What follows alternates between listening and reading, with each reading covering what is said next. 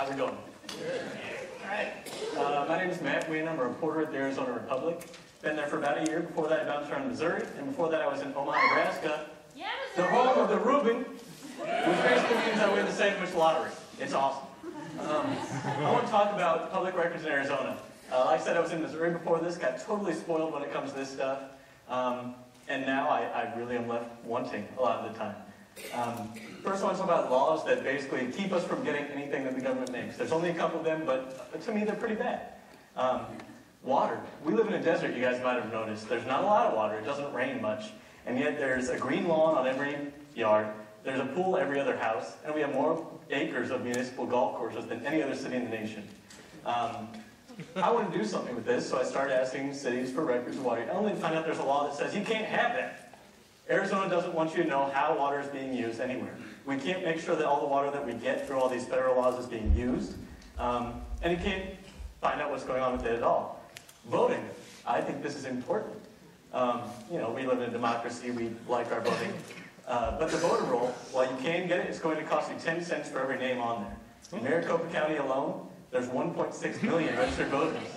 That gives you $16,000 per database to find out if there's any dead people voting, or if there's any felons listed, or if they're even all real people. So we can't really look into that stuff at all. Nice looking guy.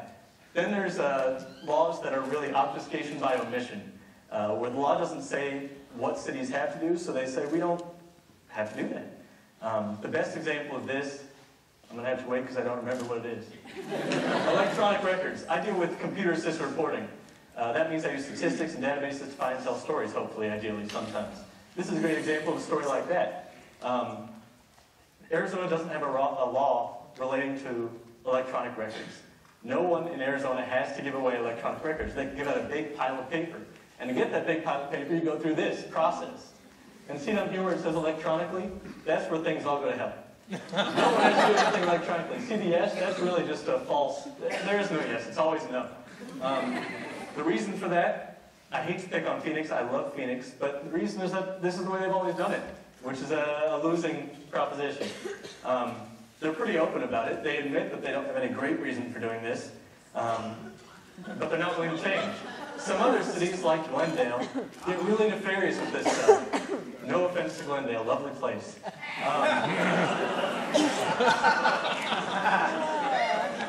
I asked these guys for salary records. Who works there? How much do they get paid? They said, we will give it to you, but we're not going to follow your request. Sorry, we're denying it, but we'll give you the records. Doesn't make any sense, right? Yeah. Splitting hairs.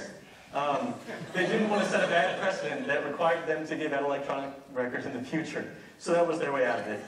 Despite all this stuff, I'm not totally down on electronic records or any records in Arizona. I think it can be fixed. Hopefully better than this. Recently, Mayor Phil, good guy, said that he wants to be the greenest city in America, which is a lovely proposition. But you can't be the greenest city in America when you're handing out big piles of paper every time anyone asks for anything. It's just not going to happen. It doesn't make any sense.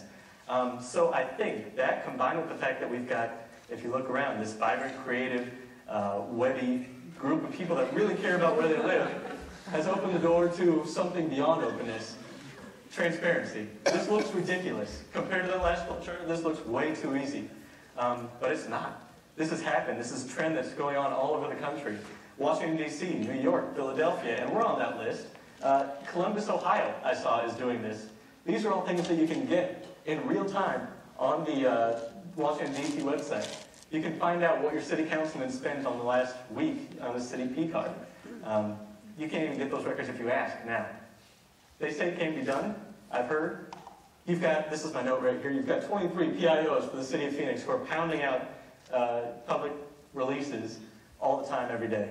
If you take that money and put it towards opening a little bit of a spigot on your information, I think good things can happen.